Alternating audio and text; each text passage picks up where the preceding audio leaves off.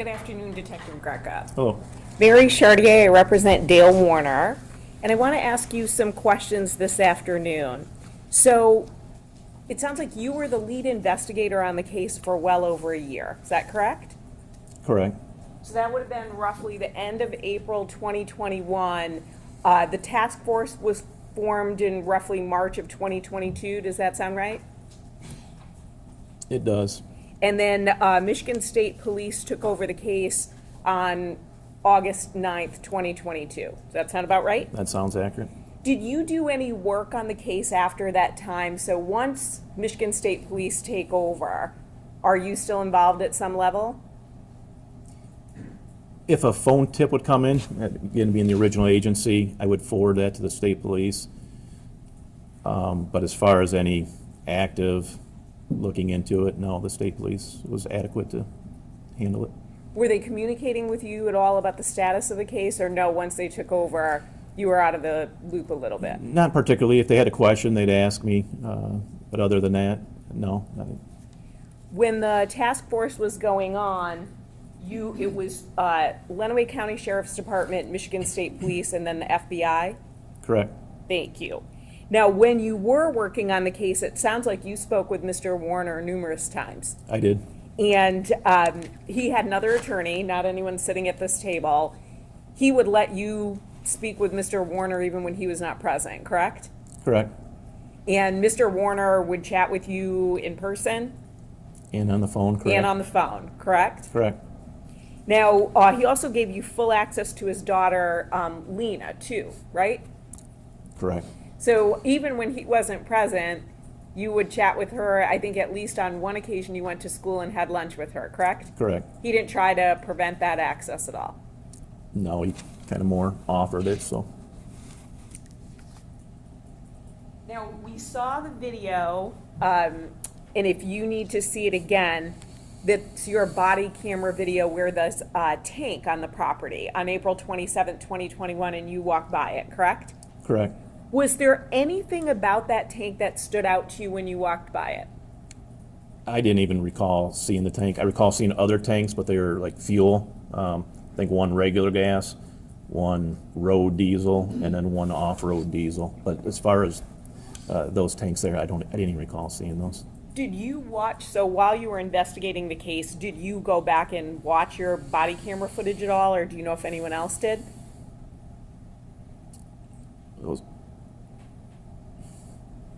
It was trying to think if the video was sent to the FBI as well. I believe they would have received it as well.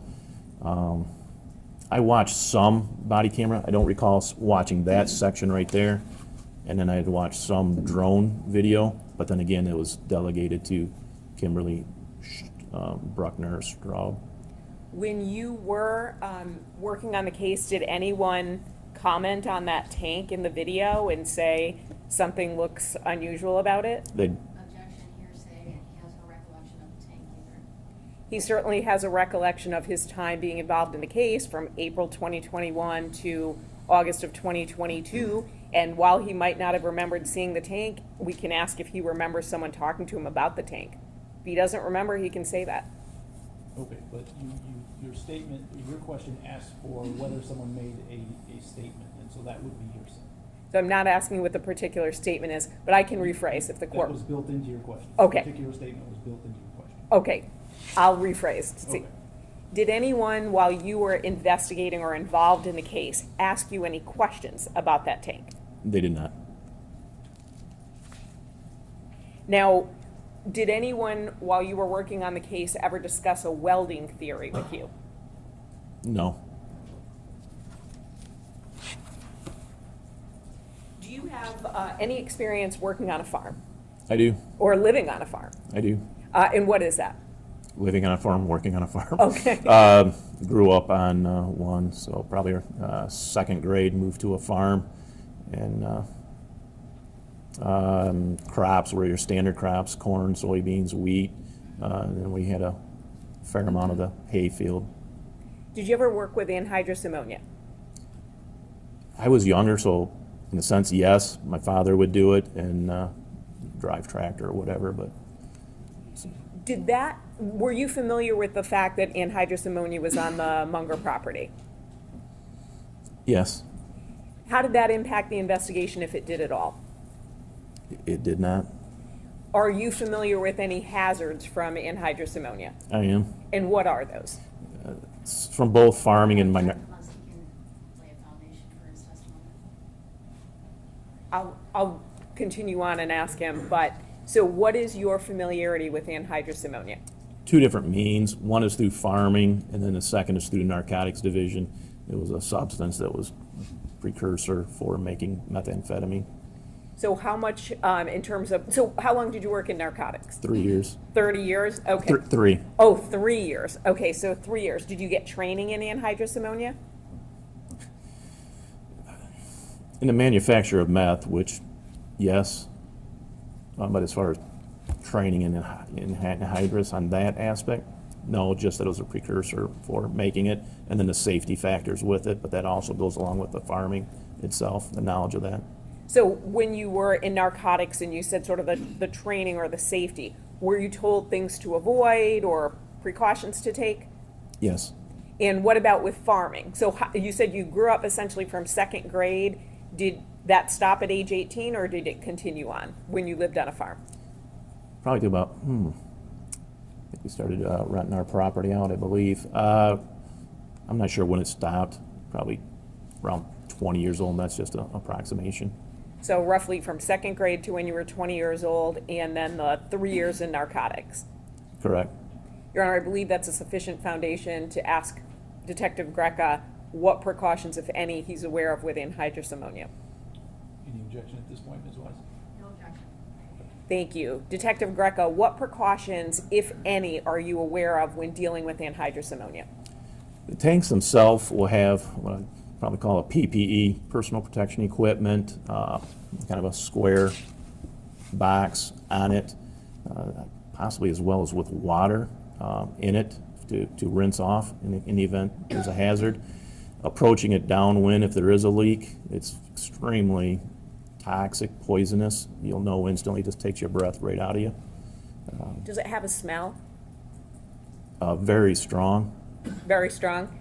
And if you get it on your skin, are you supposed to put that water on to try to wash it off? Correct. What happens if you get it on your skin? I don't know. Okay, but it sounds like it hasn't happened to you. No, my lungs have been burned by going through it, but as far as on my skin, no.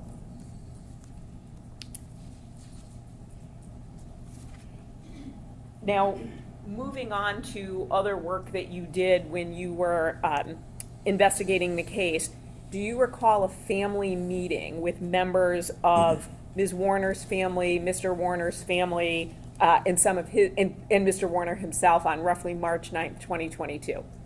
I do.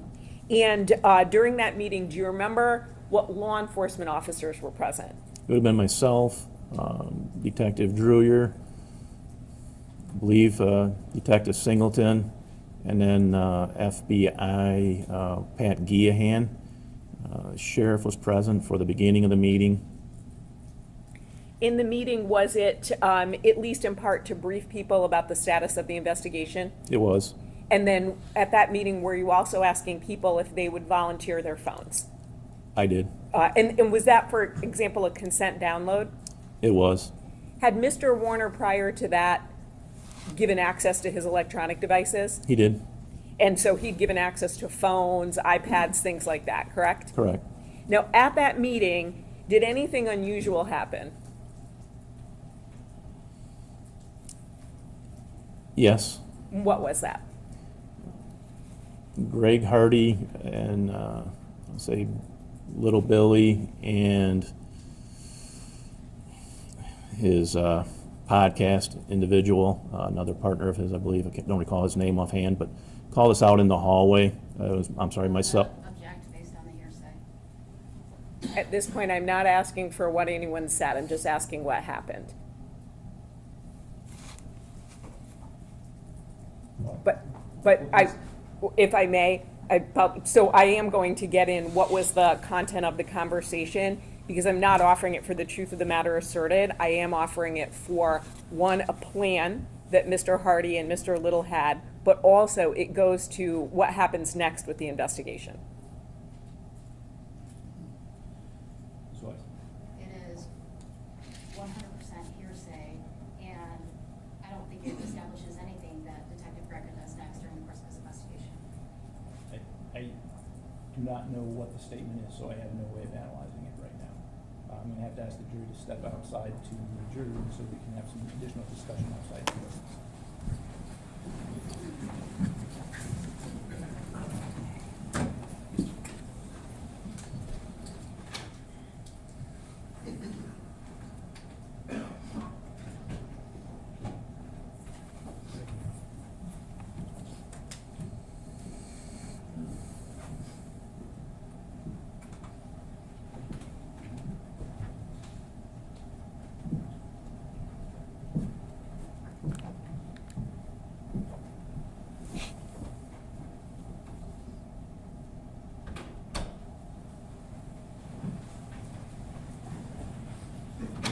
So what are the statements that we are talking about? My understanding of what occurs is Mr. Hardy and Mr. Little want the detectives to pretend that Mr. Hardy is providing his telephone to be downloaded, but they don't really want them to download it.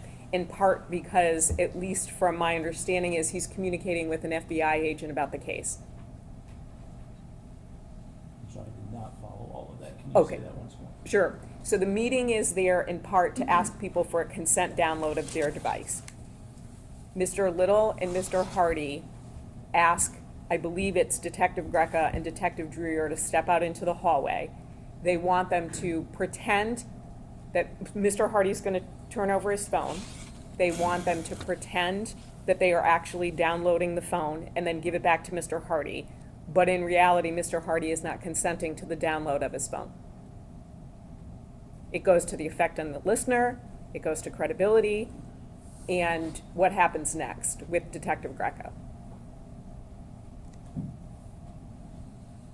All right, Ms. Weiss? What effect did it have on the listener in the case? I mean, how did it affect what he did? And I don't see how it's relevant to whether or not Mr. Porter killed his wife. It's relevant to who's being investigated and what steps were or were not taken, who was or was not a suspect. Also, a command is not hearsay. Pretend to take the phone, but don't really download it, but pretend that you did download it.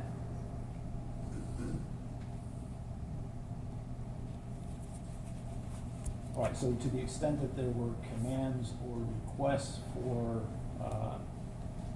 Detective Greca to do something, I agree those would not be statements that contain assertions, so they would not constitute hearsay. I also agree that they can be used, if they do contain assertions, that they can be used to show the effect on the listener, if any. And so I would overrule the hearsay objection. Thank you. You can bring it yours back.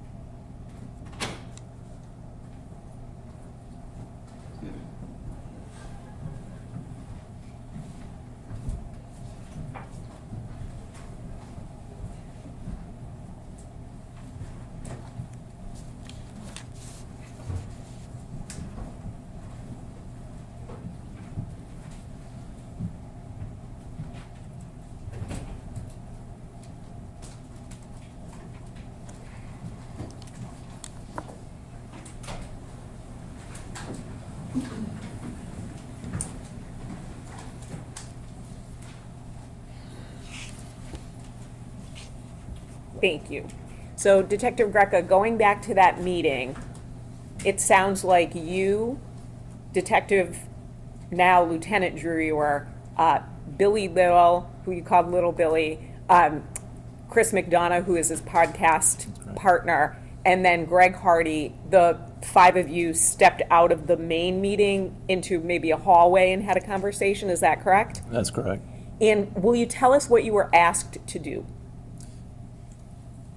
Greg Hardy wanted to present it as if he was consenting to his cell phone to be searched, which is what we were doing with all the family members of both sides.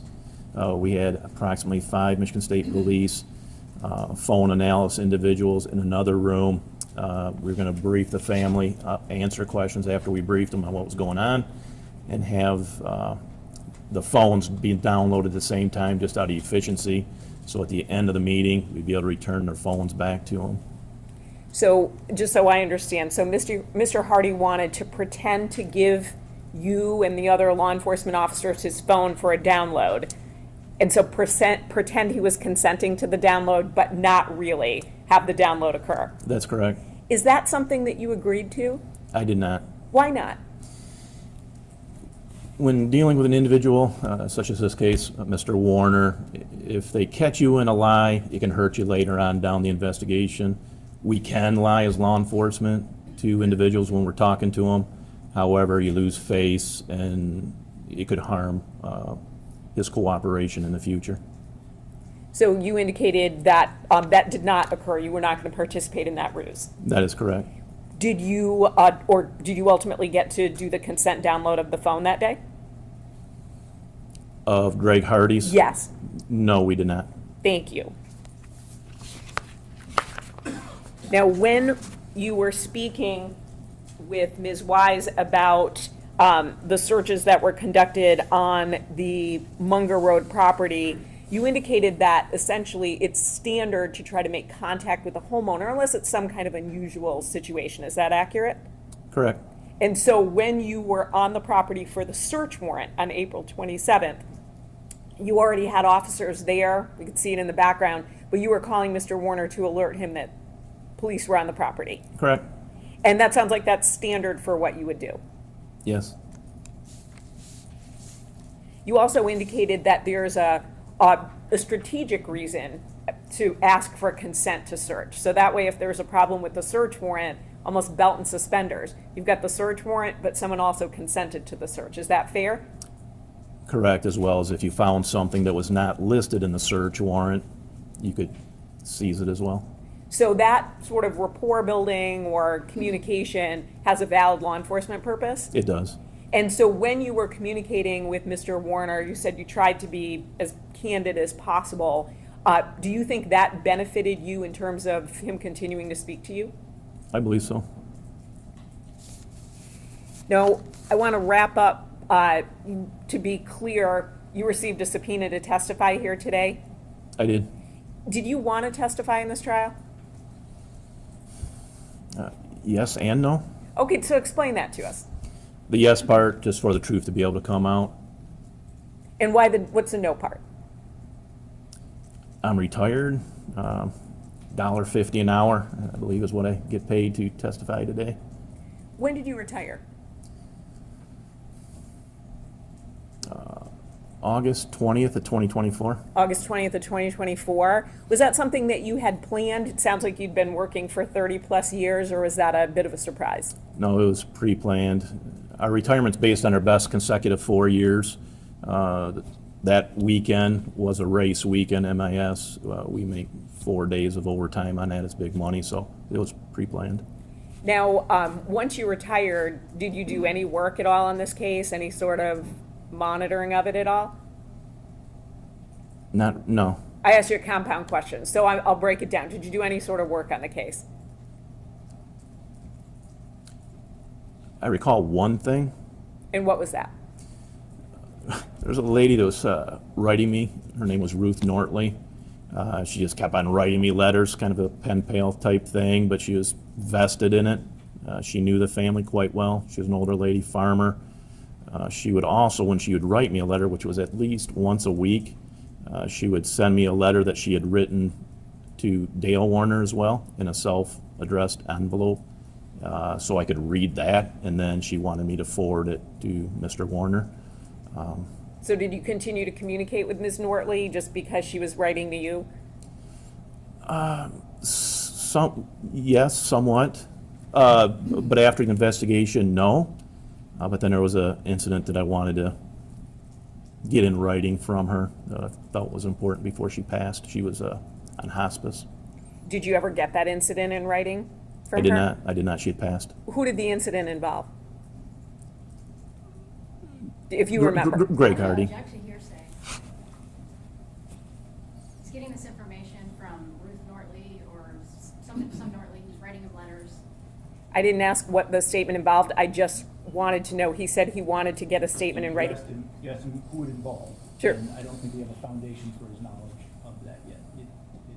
I suspect we know, and there may be an issue with it, but you can inquire about the foundational issue if you want, and then we can address whether or not it's yours.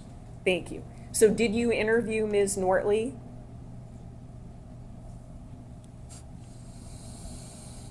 I spoke to her. And without getting into what she said, did she share information about various people? She did. And who were those people? It was Dale Warner, Greg Hardy were the primary ones. Angelina. And you wanted to get a statement from her about something that she had shared, again, without getting into the statement. That's correct. Of those three people, who was it about? Greg Hardy. Now, despite the fact that you're retired, living your life, you said getting a $1.50 an hour is or is that it? I think as a witness, potentially? Correct. You got the subpoena and you're here in court testifying, correct? I am. And I know you had to have your memory refreshed a bit. When's the last time, you had access to your reports and body camera? Is that when you retired? Prior to my retirement. Prior to your retirement. So since you retired, it's not like you take your body cameras, your reports and things with you and study them at home. That's correct. Okay, and then you retired, probably about a year and a half ago? Or even over that? So you said August of 2024? Correct. I have no additional questions. Thank you, sir.